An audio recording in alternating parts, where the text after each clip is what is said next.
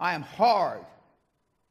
Olympic athletes say, you're as hard as my Olympic coach was when I won 2 gold medals. That's the kind of person you want in your life. Not somebody that agrees with you. Not somebody that says, it's all right, you can try again. You're only 26. You've got the rest of your life. That's crap. Now look at all these people in their 30s, 40s. Somebody told them that bullshit 25 years ago. Now look at them. Just look around the goddamn table you're sitting with. And I don't even have my glasses on. I see bald heads, gray hair. Jesus Christ, don't you have anything better to do than come to a goddamn thing like this on a Friday? I smell death in this room. Fear. Exactly. I'm an old man. If I can get fear out of you, I'm 72 years old. I'm at least 40 years past my prime. But I guarantee you, unless there's Bruce Lee out there, I can kick the shit out of anybody in this room. But most of you don't have, and I say generally speaking, most of you don't have faith in yourselves because you got low self-esteem, no self-confidence. You look like shit. You dress like shit. And you blame it on the 21st century, the reason why you dress the way you do. 25 years ago, if you come to a seminar like this, you'd all be wearing suit and tie. 40 years ago, the women would be wearing hats.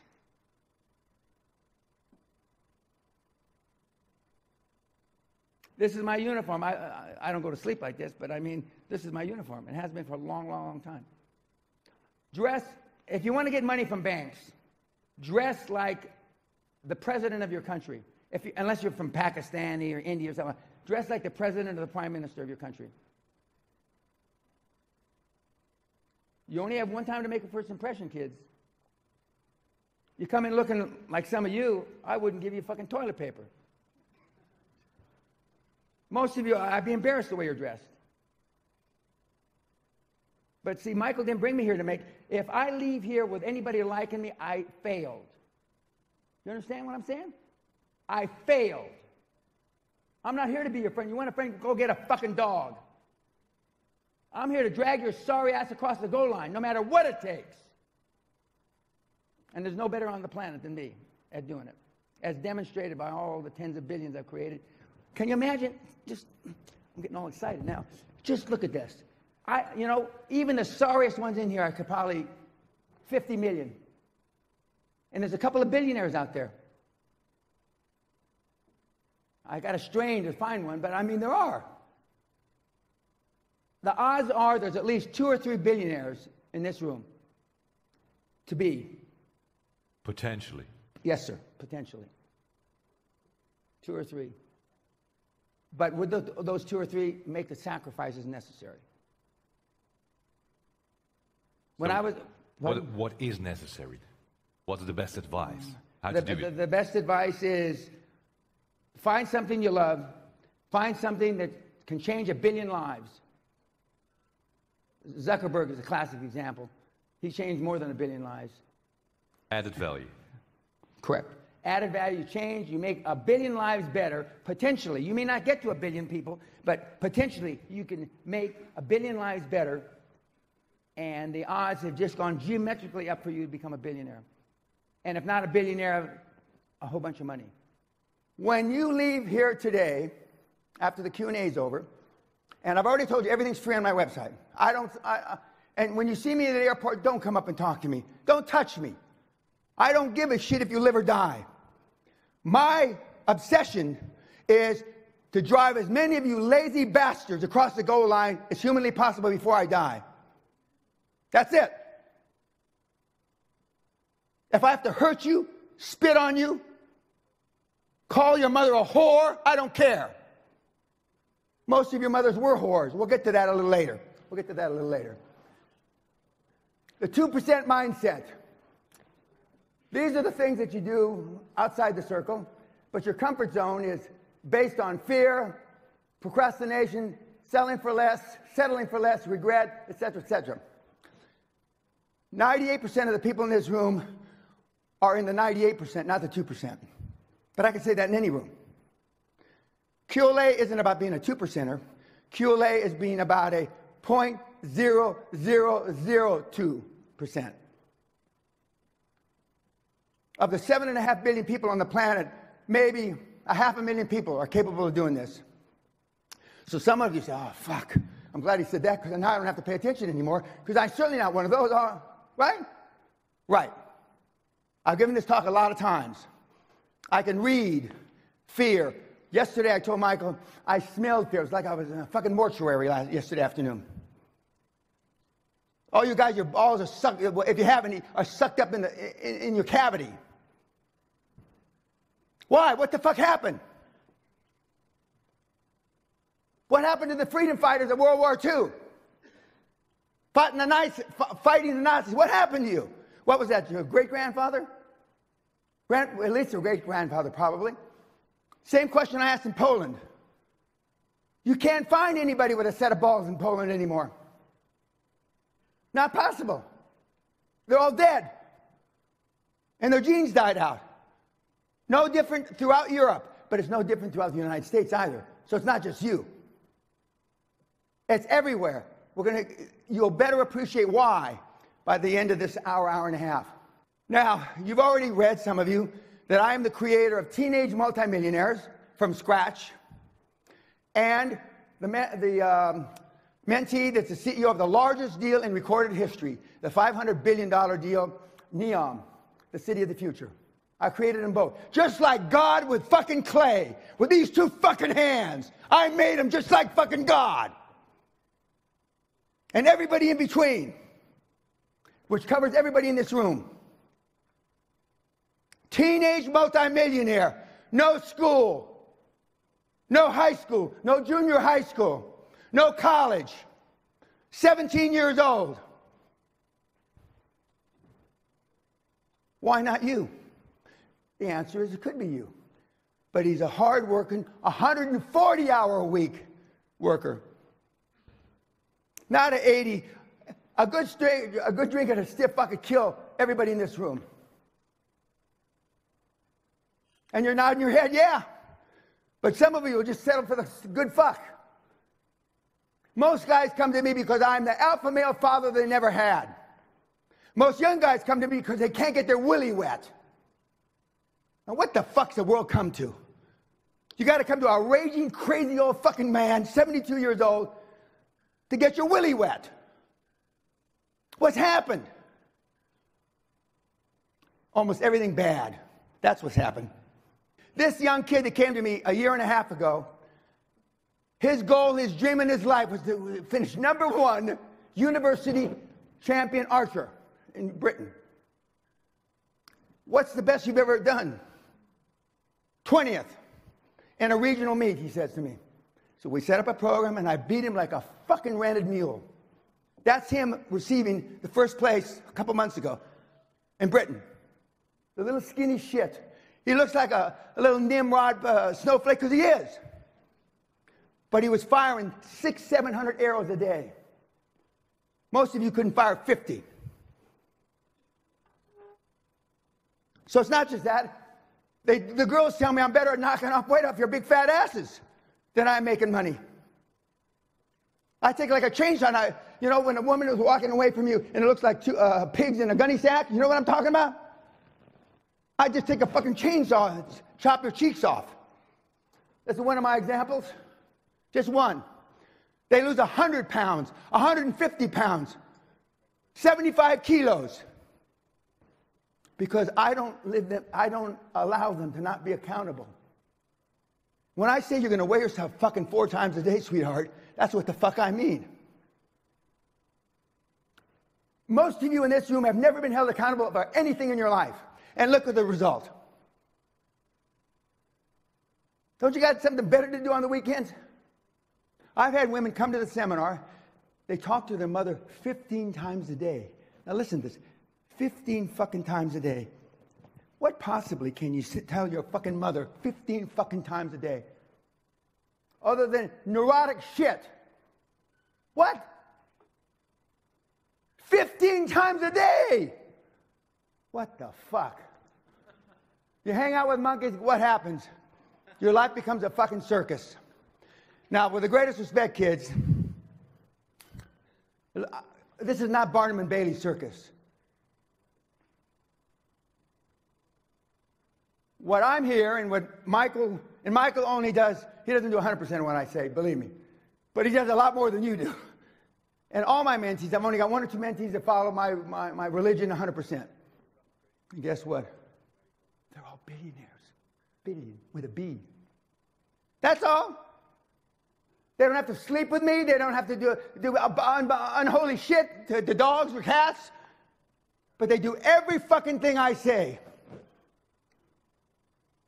And their pay price to action is billions. I was being reminded backstage, the first time somebody met me is when I almost killed myself racing dune buggies in 1999. And that's when my shoulder and my clavicle and a few other things got busted up. Because I'm pushing myself out of my comfort zone. And to get me out of my comfort zone, you got to do some pushing. Because I'm not afraid of anything or anyone. Having been run over by a buffalo, water buffalo, in Australia, almost killed me. I got up off the ground like Quasimodo, chased it down for 2 kilometers and killed it. I felt like a truck ran over me. It did. And I continue to push myself. We were in New Zealand, and anyway, 40 to 60 mile an hour gusted winds, and a bunch of kids like you, when the wind stops, I'm going to jump that motherfucker. When that wind stops. 20 minutes later, we're standing in line. I go give the guy at the front line, here's $100. The wind died down, didn't it? Yes, sir. I jump. I come back to the back of the line, there's still, when that fucking wind dies down, I'm going to jump this cocksucker. They're still waiting in that goddamn line. Because there's never an easy time to make a hard decision. Never. And then, earlier this year, one of you says, you know, Dan, there's a thing you might like. What is it? Jumping 108 stories off of a building in Las Vegas. Fuck, that sounds cool. We're there, and I jump. But I shouldn't have jumped because I have 2 new knees, prosthetic knees, artificial knees. And when you jump, you got to hit both legs at the same time. Unfortunately, I didn't. I hit with my left leg first and fucked it all up, but it's okay now, so don't cry for me. 99.9% of all the people that have been helped by my program in 25 years, I've never met. There's some people in this audience that have actually been to my seminar. I'm not pointing them out because I don't want to embarrass them, because I don't want you mobbing them, because that's what happens. And the reason why the testimonials on my side don't have last names is because I learned a big lesson 15 years ago, last time I did that. There are people that had to move their houses because people like you were knocking on their fucking door, hounding them like dogs. Some people, we don't even have their faces because they're afraid you're going to do facial recognition and hound them down like goddamn dogs. If your adult child needs a safe space to avoid offensive words, you failed as a fucking parent. It's sad. Now, I'm not going to make you do this exercise, but guys, look at your left hand. Don't show anybody. I don't want you to show anybody. Put your left hand in front of you, and the second from the end finger, this finger, does it look like A, B, or C? Don't tell me. I don't want to embarrass you. Look at your left hand, monkey. I'm talking to you, meathead. Almost everybody in this room has either B or C. I'll bet my testicles on it. And what is A? A is high testosterone levels. Like you had a pair. You know what I'm talking about? This is a scientific truth. Now, I happen to have one more. Needless to say what my hand looks like. I have one more. I have an extra rib in my neck. Like Neanderthal man. I have a 13 magic rib. So does my father. So does his father. We're a throwback, one more generation back to caveman. Which shouldn't surprise any of you.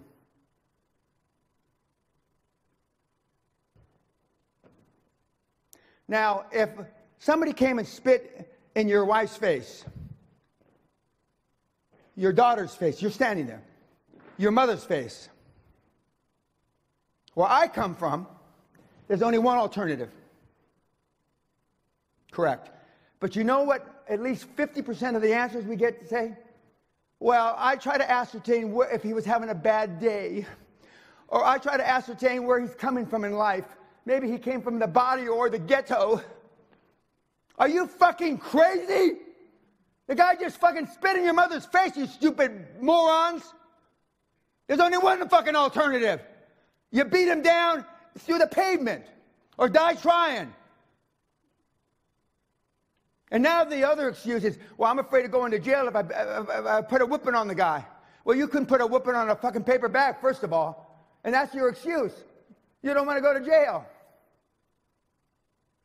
So now we've got 4 or 5 generations of wusses.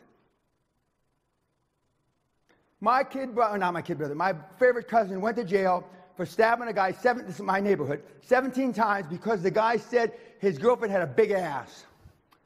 This is 1961. By the grace of God, he didn't kill the guy. He can't even kill him with 17 stabs, I said, Ronnie, my cousin. Jesus Christ. I knew I should have shot him then.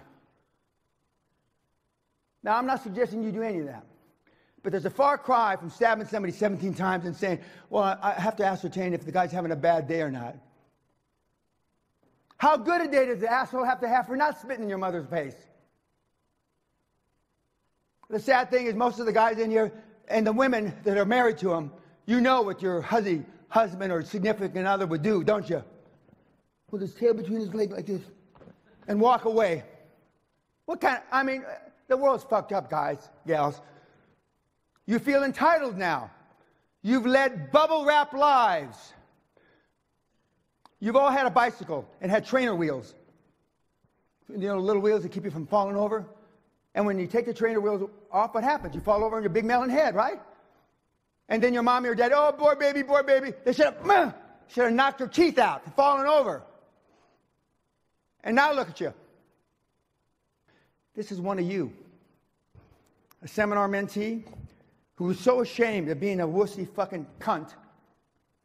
There's a club in Paris where you go and get beaten 100 lashes a month.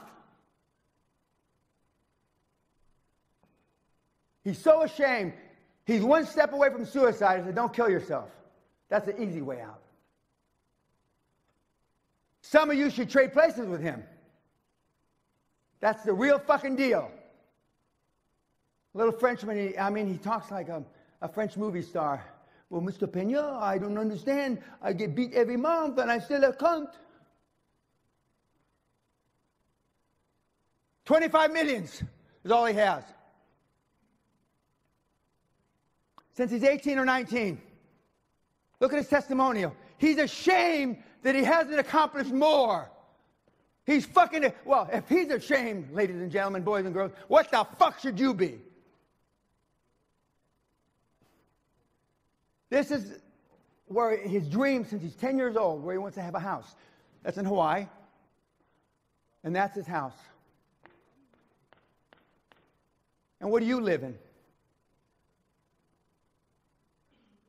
I used to actually ask these questions of you, but I don't want to know. It just makes me, I don't get depressed, but it might make me depressed. And that's his goddamn house. What the fuck do I have to tell you? He's 20 years old. Christ almighty. And it's not internet money. It's bricks and mortar. God bless you, Josh. Oh, and he's Asian. You can't tell he's Korean. He's Korean. He's Korean. So the Koreans say, oh, he doesn't have brown skin. That's why he's successful. That's what they say. Most of you needed a beating growing up. You just did. And most of you, your parents weren't trained to produce high-performance kids. You and I both know it. You and I both know it. We've had grandfathers, daughters, granddaughters. And we've had sons and fathers in the seminar room. And when you ask the grandfather, I did the best we know how. Ask the mother. You don't know what you don't know. Ask the kid. They fucked me up.